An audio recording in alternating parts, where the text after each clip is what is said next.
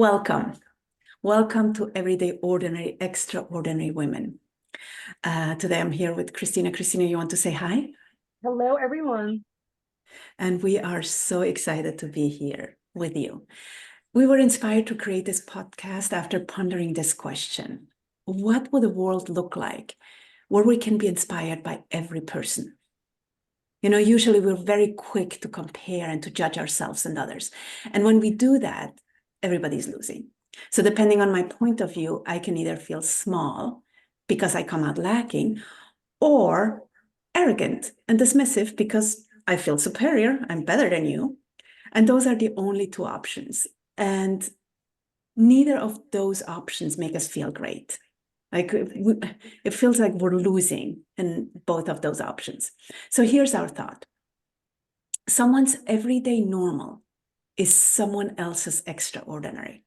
Judgment comes from first impressions, and we invite you, the listener, to go beyond first impressions and see the magic everywhere. There's inspiration at every corner, in everyone, if we're willing to look. So today we're here with Heather, and Heather is a master integrative coach. She's a mental fitness coach. She's an energy medicine consultant, and she works with business owners and business professionals who also juggle complex challenges of caregiving, helping them to experience mental and emotional wealth and creating a reserve of time, energy, and personal power to lighten their load without exhaustion and burnout. And just so you know, Heather, both of us, Christina and I, we read this and we're like, oh, we definitely need that. Pick me. So Heather, thank you for being here with us today. And why don't you just tell us something that you want us to know? Oh, well, thank you for having me here. A little bit about me. Well, I'm a little bit of a gypsy spirit, to be honest. I have moved and traveled and lived all around Australia when it wasn't popular to do so. So I kind of had a little bit of a 3-year itch. So once 3 years was up, I'd be off to the next place. And that kind of took a little bit of a backseat when I had my daughter, who's now 21. But we have done that because we moved 3,000 kilometres from the bottom of Australia up to the top of Australia 5 years ago. So yeah, I think the gypsy in me is not ever going to stop. But I'm a single mother, a carer for my daughter who has chronic illness and disabilities, and I'm also a lifelong learner. So I'm always looking and learning on how I can help or improve things. Just learning new concepts and different things. It's just something in me that I can't even not do. So yeah, I love all things nature and connecting with nature, and that's my sanctuary. And yeah, just back in the day, animals. I'm an animal person. We've got 3 cats and 1 dog now, but yeah, it's that real earthy connection. That's who I am really at the core. And absolutely love coaching. Love learning about energy medicine being, the language of the body. And yeah, I sort of became a warrior for my daughter and now an advocate. So I'm getting quite strong and vocal in those areas of accessibility and disability and chronic illness and those sort of things. So yeah, that's pretty much me. Good for you. So, we did our coaching training way back when together, with like the Before's coaching program. And I remember meeting you, and it was like an instant connection. And I just loved what we created back then. I know we've been in and out of touch, on and off because you're down under, right? Yeah. Time difference doesn't really help with that because you're in tomorrow already and we're behind. Yeah. We're still in the past and you're in the future. So. I love that. Yeah, you're way ahead of us. Yeah. And so I so appreciate who you are, and I appreciate our conversations and where we can go, right? Like the opening of the heart in such a sweet way. Mm. So I want to thank you for that. I want to really thank you for that and for providing that for the world, right? So the first thing I'm going to start with is, if you could please answer this question for me. If you really knew me, you would know. What would we know about you if we really knew you?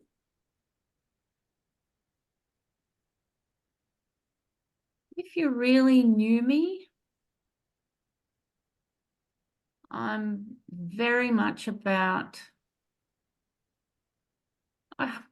it's funny when I think about the roles that I play, I'm very much part of caregiving, and that's part of, like, honestly, I think I'm a bit of an earth mama, like I have that caring, nurturing, doesn't matter who it is, that aspect always comes out. And it's funny because I was talking with my daughter the other night and I realized that over my lifetime, I've been like connecting with the forgotten people, the ones that don't get the phone calls, or, they got huge families, but they're on their own, so that's been a huge part of, I didn't even realize actually until we were talking about it, and we're talking about,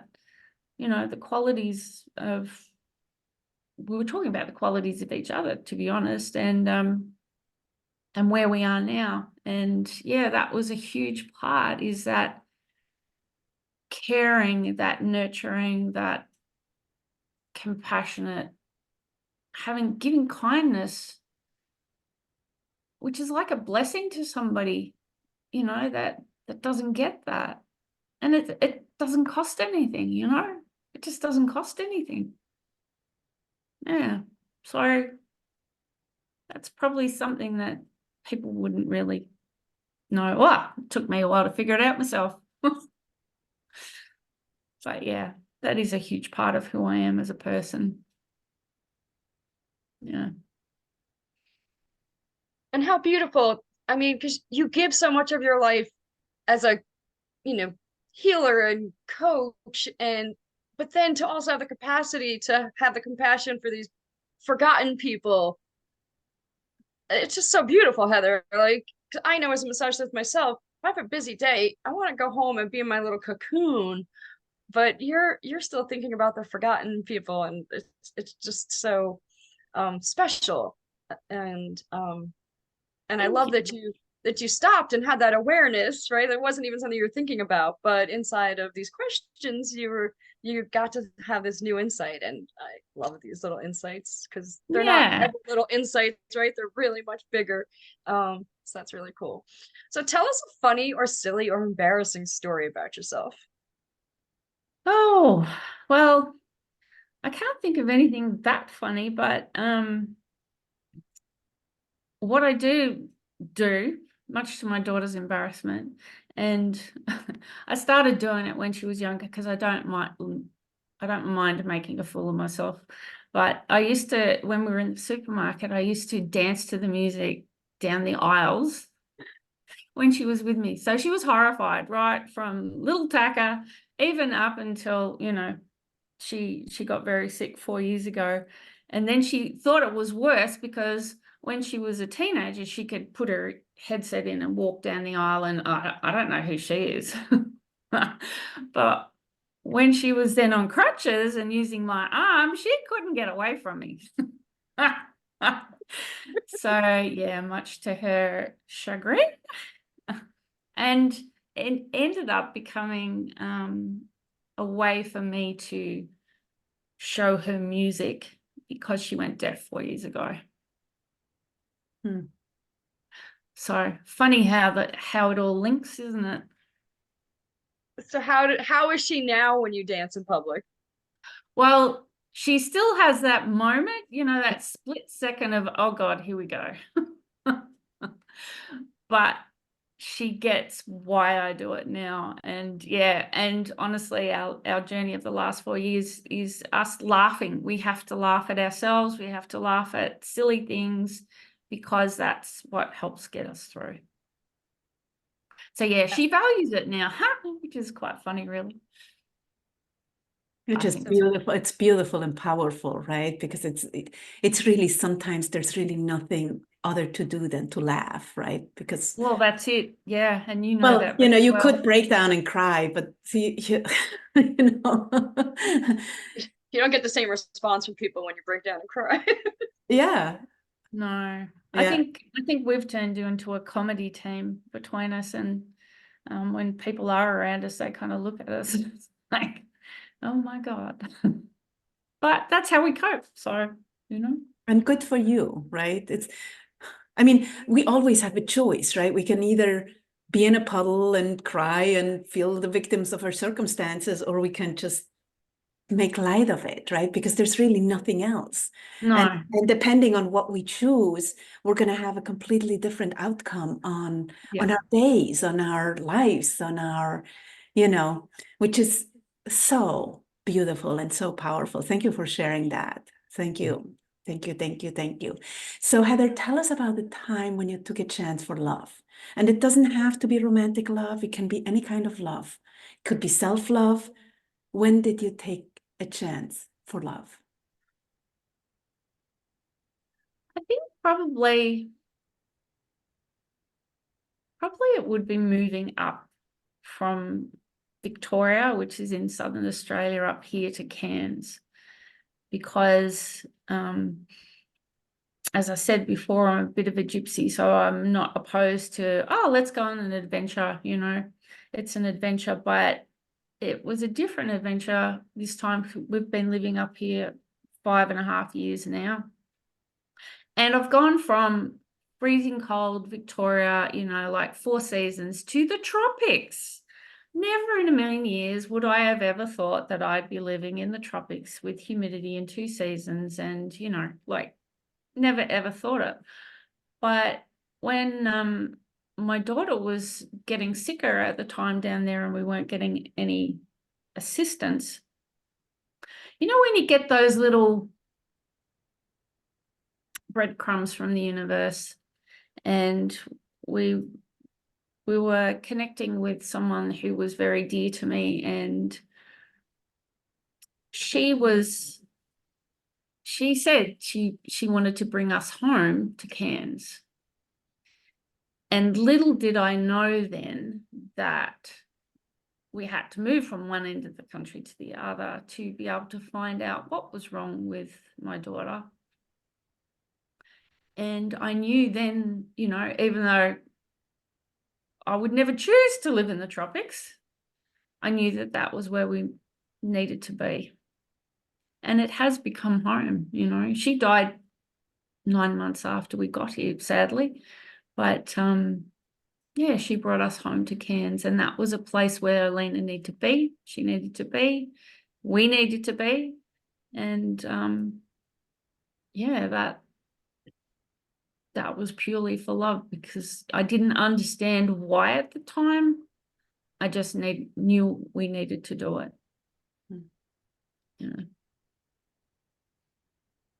It's so powerful when you trust those angels that come into your life for these brief periods of time and really alter our paths so tremendously, right? Like you would have never thought that would have been home, right? And what a change it's made for the two of you. So I think you've spoken a little bit to what the next question is, but what's your superpower? Oh, Well, I sort of thought about that a lot with a coaching program that I was, mentoring program that I was doing last year. And I realized that my superpower is actually nurturing brilliance. Mm. And Mm. I do it unconsciously. And when I think back to even when my daughter was at school camps and her friends coming over and there'd be troubles or whatever, that's what I did, like it was unconscious. But yeah, and when you go through challenging things, you lose that inspiration, you lose that connection to yourself and others, you lose so much. And for me, it's nurturing that brilliance back into your life, to remember the things that you're inspired by, to remember the things that you love doing. That we just get disconnected from that. So yeah, that's something that's always going to be there and something I do unconsciously, but I love it, because we all have that beautiful energy and we're all here to do something.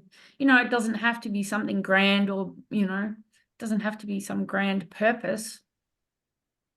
It can be something simple. As you girls know, you're doing this amazing podcast, inspiring people, just people living their life is inspiring to someone else.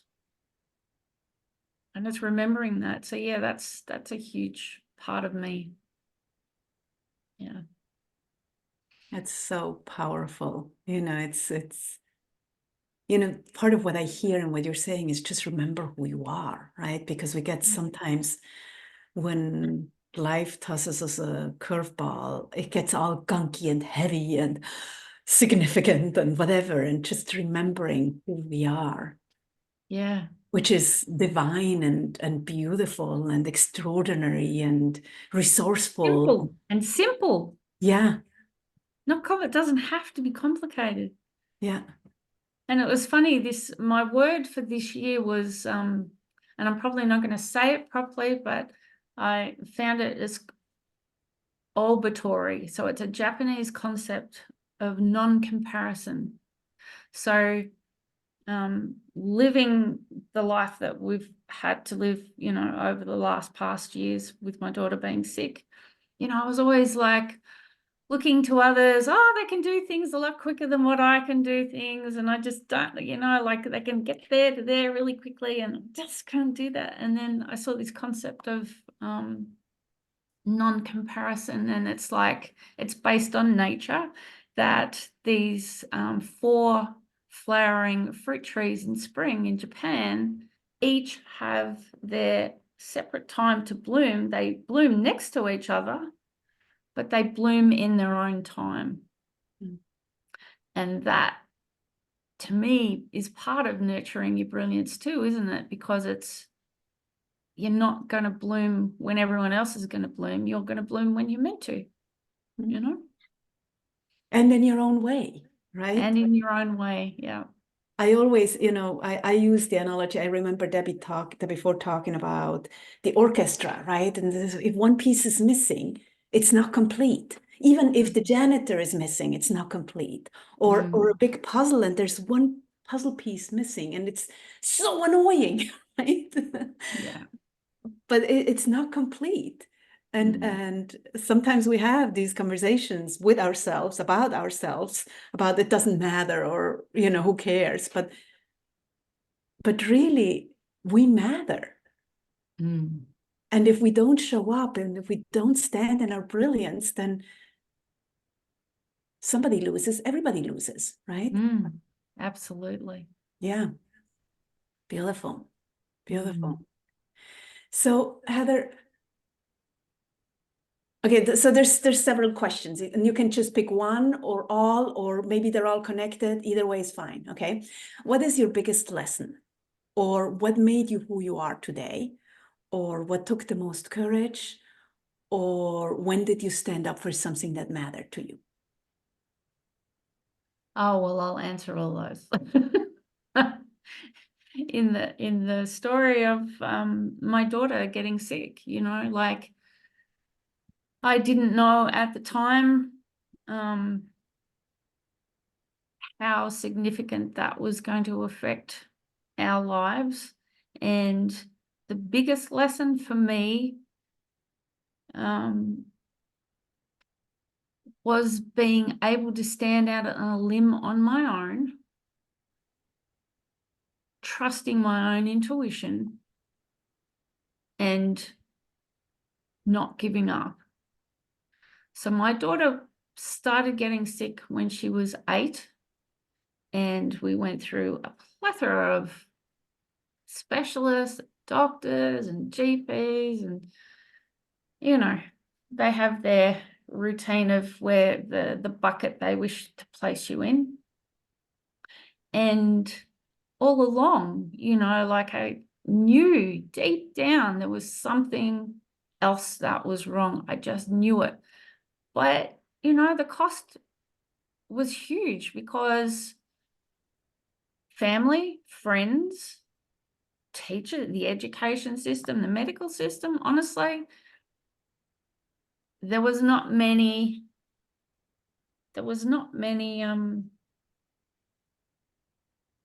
positive influences there.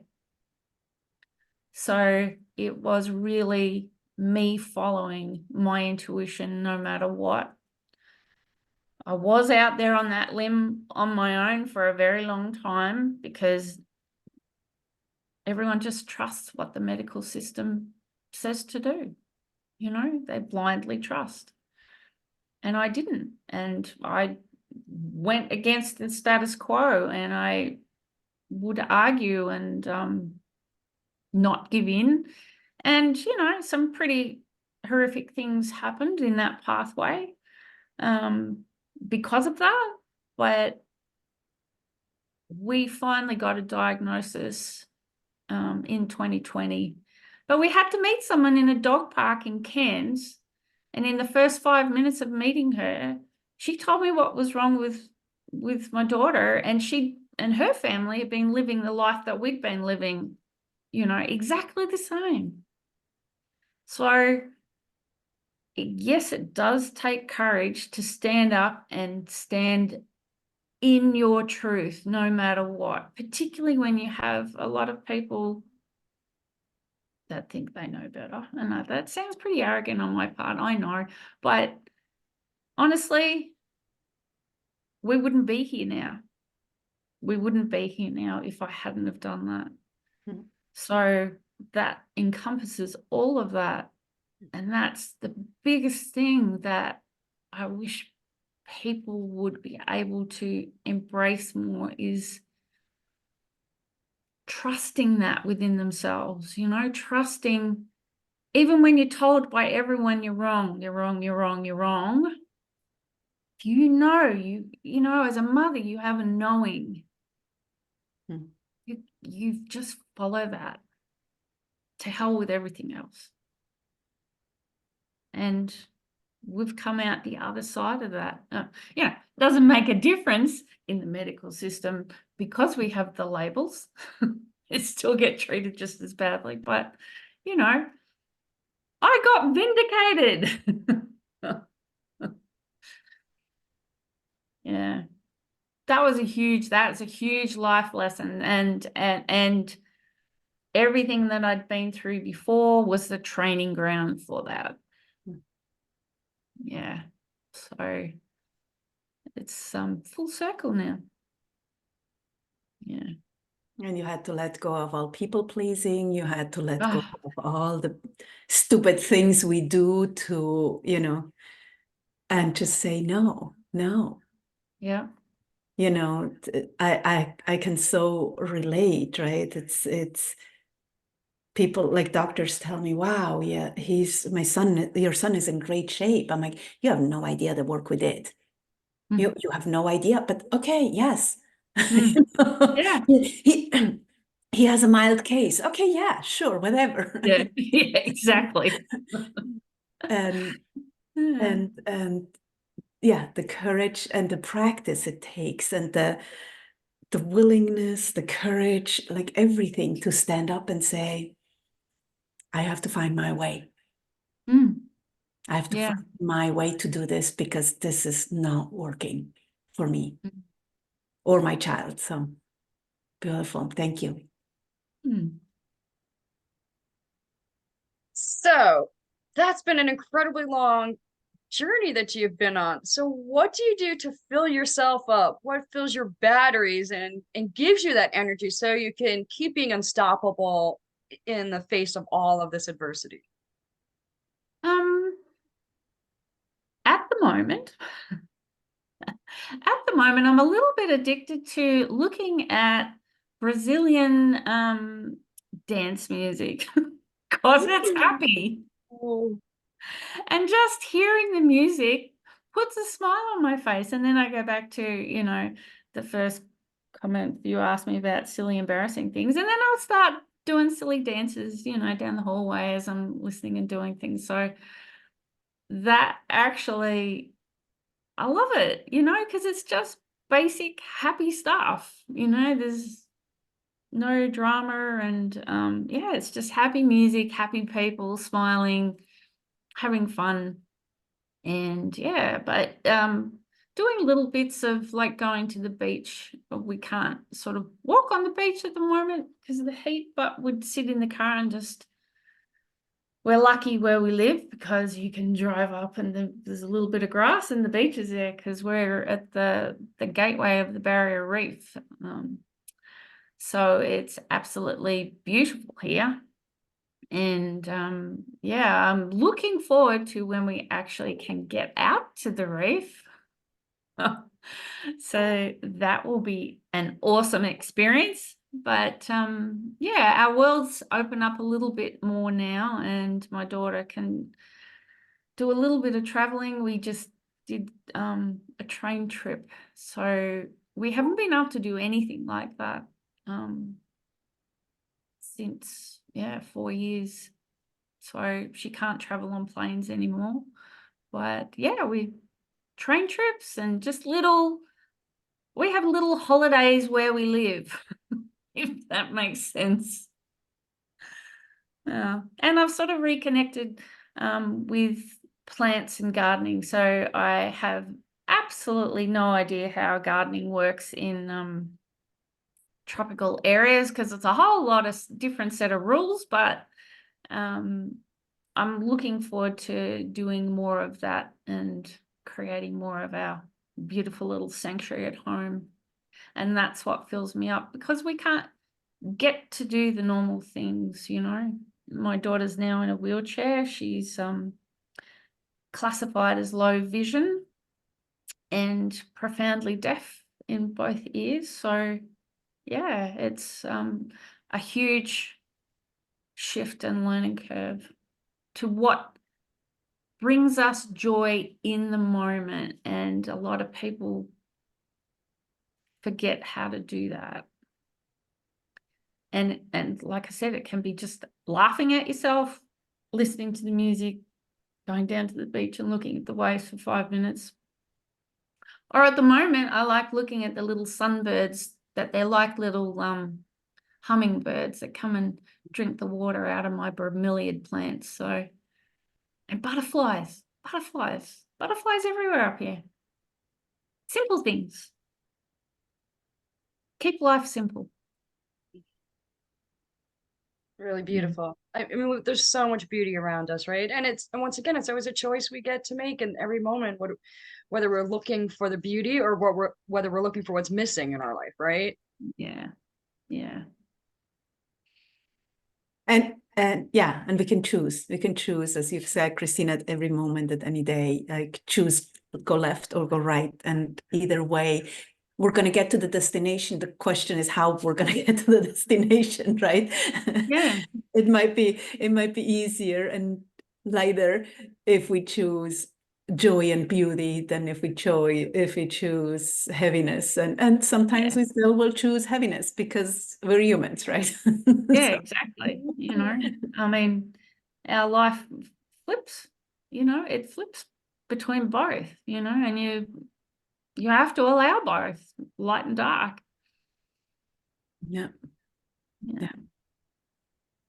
So if you had a magic wand that could give people any quality, what would it be and why? Wow.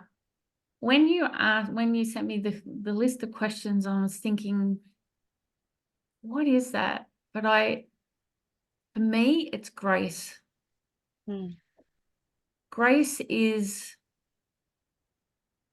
a place that you go to that takes you to just a shift in your consciousness that takes you to that highest place in yourself. That's that place where you show compassion and kindness and mercy and decency to people. You know, in the workplace, it's allowing the employees to be there to feel seen and heard and valued, you know, like you're valuing that person for who they are. Grace doesn't cost anything, you know, it's about listening. It's about being present.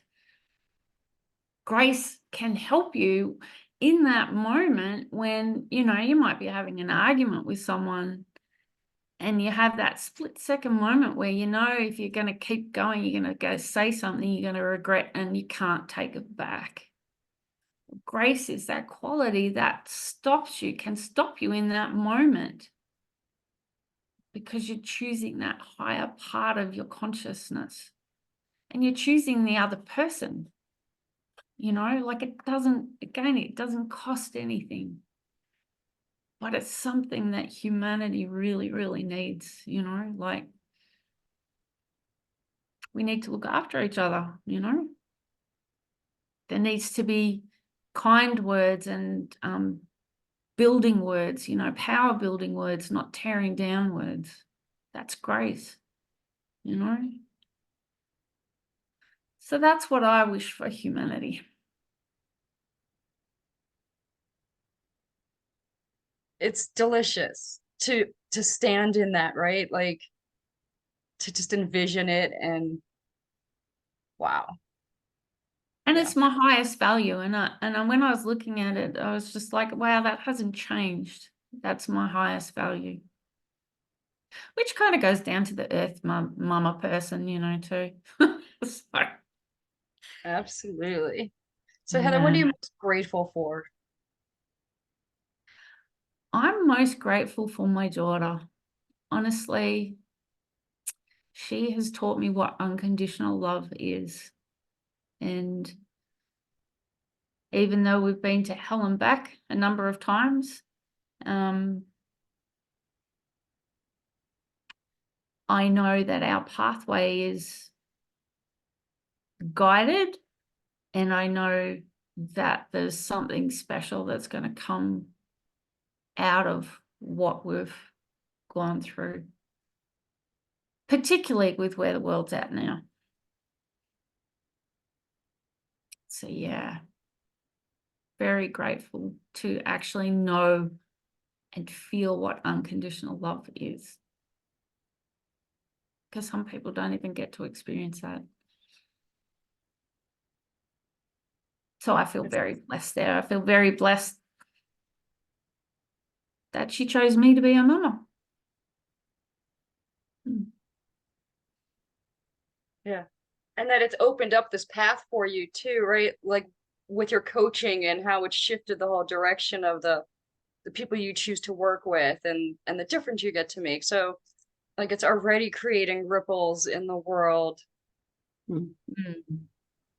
you know. And I think that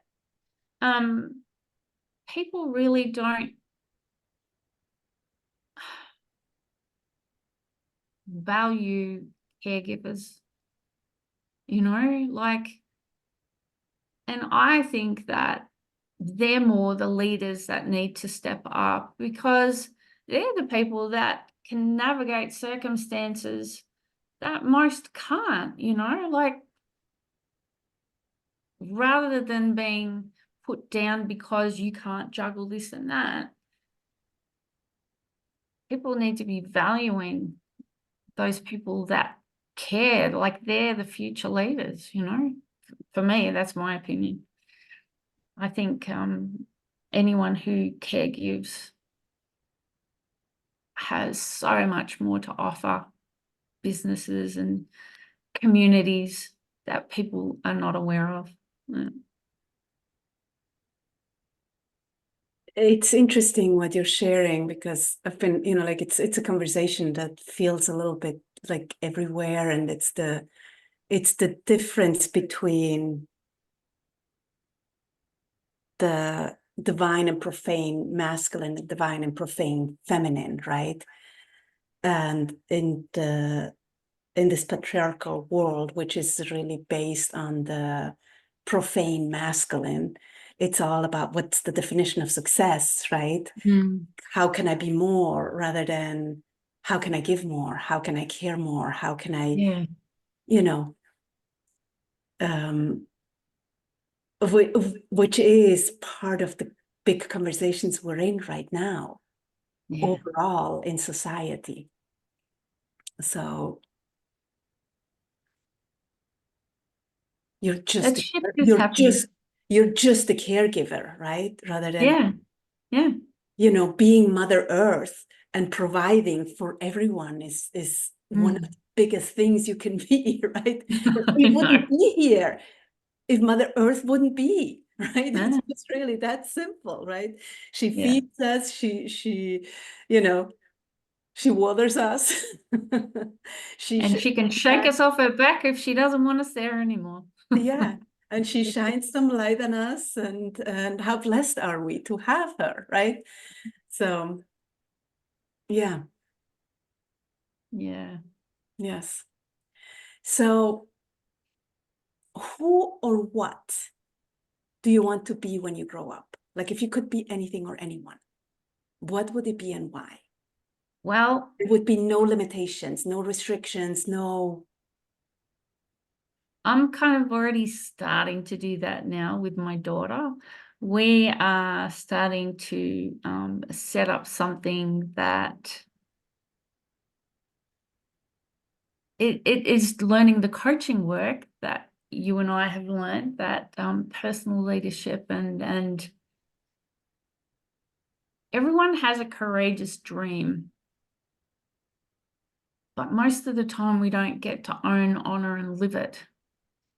And we want for those people, I want to work with the deaf, the visually impaired, the disabled, the chronically ill, the ones that are considered,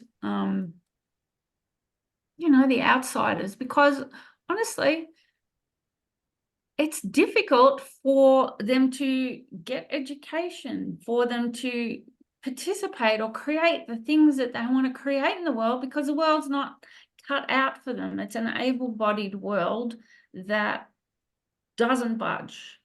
There's a constant no, you can't do that. No, you can't accept. No, we can't change that. No. And we're setting up a group called the New Frontier Leaders, because I believe that these are the people of our future, the people that feel, they've got so much to offer, but they're held back, from society. So that's what we're going to be doing together. We're going to be, and it'll be, like scholarships for that to happen. So I can't wait. I can't wait to start doing that, because it's so important to me, watching my daughter's journey, and the difficulties she's had to endure, even just captioning on videos, and just basic accessibility is just non-existent, and people just don't have the time for it, or they won't do it, or there's a plethora of excuses. So how do the minority get to live their courageous dream if they've got no pathway forward in society, to do that? Because she can't go to college and do the normal things in the normal way, So that's what we want to open up for other people, is to have that knowledge, that self-knowledge and that trust, and that build that intuition in themselves so they can go out and live their dream, like everyone should be able to do. So that's what I'm going to do when I grow up. Good. Which Beautiful. is in the process now of happening. Beautiful. And it's just part of what I heard when you were talking is like, there's no time. There's no time. It's now. Now is the time to move forward and do all the things you say you want to do. Because one of the lessons, and I shared that with you at one point, that I got from my son, is like, there is no tomorrow. You have to live with no regrets. You cannot go back and revisit. It's done. So thank you for doing the work you do. I so honor, appreciate you for that. It's just so exciting. And immediately I think, oh, do we have captions on our podcast, right? And I think we don't, and I'm not quite sure how to do it. And like, we're in baby steps here, so it's all a learning process and the growing process. But it's definitely something that is important. So yeah. Well, it's being open to it, isn't it? It's not. It only came up because my daughter's doing a little bit of work, and they were working on developing an app for mental health for kids, and she gets some work as lived experience, and she's been for 12 months been giving them input about accessibility for 12 months, but nothing, still thin letters and that disappear and on backgrounds, and it's like, well, what's the point? Why am I here? If you're not choosing to be accessible like you say you want to be, a lot of the time it's words, isn't it, with no follow-up or so it's funny. It's just, I never thought I would be a warrior and an advocate, but I'm turning into a fierce warrior, I tell you. Because it's definitely needed. It definitely is. And well, you have some experience with wheelchairs, right? It's like, okay, so an accessible bathroom. What does that mean, right? And an accessible hotel room. What does that mean? Yeah. And really, it's often these people are not taken into consideration when designing at all what is for them. So it's a very interesting question. It's a very it's you don't realize how restricting it is to be able to do things, for the visually impaired to be able to have access to communication. Like, communication is huge. But I mean, I'm learning Australian Sign Language, which, it's interesting. I love it, but it's like, it takes a lot for, some things out of my brain have to be removed for new things to enter. And my daughter's long-term solution for her challenges is to learn Braille. Well, Braille's damn difficult. Like, oh my God. And Christina, as a massage therapist for like 20 years of massaging, when I go to feel the little Braille cells, my God, I haven't got the feeling in my fingers because I've been massaging forever. It's like, like, I take my hats off to anyone that knows Braille. Like, wow. And those Braille books are so thick. Like, if you had a library of Braille books, it would take a lot of space. It's huge, and people just don't realize, we don't realize because we're so caught up in our own worlds, and that's what makes me sad. When you do go out in the world, it's like bustle, bustle, bustle, and people just don't care if you're in a wheelchair or you're on crutches or you're old or whatever. They'll just bowl straight through you no matter what. And that comes back to grace, doesn't it? Just come back to yourself, be present, be connected, consider others.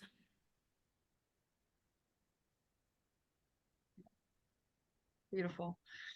So Heather, in the end of the day, what do you want people to remember about you?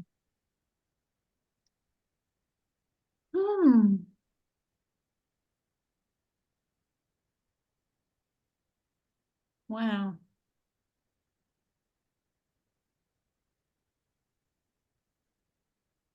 That I didn't give up, and that they need to not give up. Whatever their dream is, to pursue it, no matter what. Doesn't matter what people are saying. Doesn't matter what people are doing. I hope they remember from our journey,